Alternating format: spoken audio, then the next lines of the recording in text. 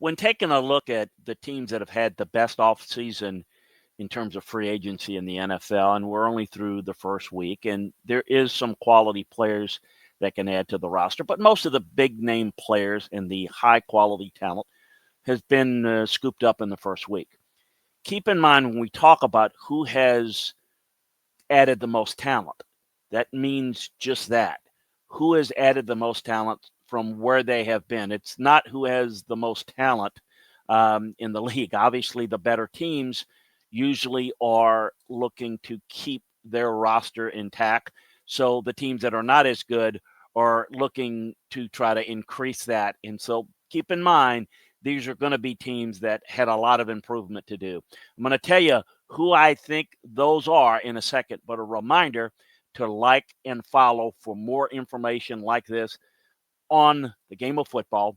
The stories, we've got some great draft stories and a lot of things, coaching stories that we think you'll love. So check us out. Remember to like and follow us today so you don't miss any of what we bring to you. The New England Patriots jump out at me. They had a long list of needs to address and cap space to attack the market aggressively. However, given their struggles in recent years, it took significant financial commitment, investment. Every Patriot signing was a really solid value for the most part, headlined by Milton Williams on a 4-year, $104 million deal. Career best pass rushing grade, young guy.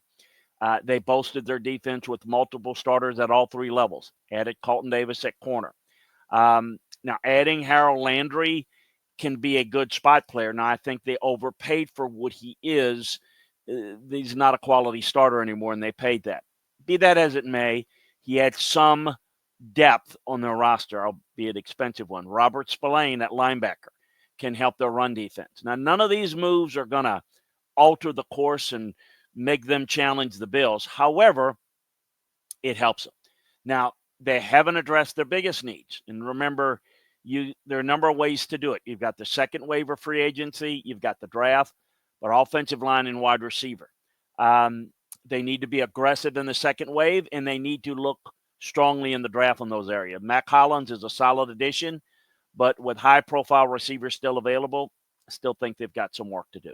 How about the Rams? Now, let's take a look at they needed to first clear up some cap space. They are in a win-now mode. They've got a quarterback that is still playing at a high level, but for how much longer? Keeping him and restructuring the deal was a win-win. It created some cap room. It satisfied him, and it allowed them to have the best quarterback they could possibly get, and that is the one they had on their roster. Cooper Kupp is gone. They got Devontae Adams. And he was the most sought-after receiver on the market, and he's an ideal fit in this passing scheme that's really based around condensed formations and based on the running game. I think that's going to be a really good addition for them. Now, on defense, with the departure of Bobby Brown, while Brown was a solid contributor, upgraded by signing Poona Ford. The former Chargers defensive tackle really graded out well. He's a good run defender, very quick hands, very explosive. They retain left tackle Alaric Jackson before free agency. Not only does that eliminate a pressing need, but also prevented a tackle-needy team from pursuing him and overpaying him. That's the thing you've got to be careful about, and they did a good job of it. So they didn't sign a high volume of players, but the moves make them, I think, a big contender for the NFC next year, at least from a roster standpoint, because the moves that they did make were critical. I think the Minnesota Vikings did a good job. They were very aggressive. The decision to let Sam Darnold test the open market freed up significant cap space and allowed them to be active in negotiations, and they wasted no time. Boasting the interior of the offensive line, signing guard Will Frias and center Ryan Kelly, getting both from the Colts. It's an upgrade over Garrett Bradbury in pass protection at least. And, Frias, I thought, was as good a guard that was available, considering Trey Smith was tagged. by Kansas City. So I think that this is going to be a major asset in improving an offensive line that needed improvement. I thought they also reinforced their defensive front, signing veteran Jonathan Allen and Javon Hargrave. While both battled injuries, their track record as pass rushers are really good. Hargrave may have been overpaid a little bit, but I think that still good quality gives them a couple of good guys there.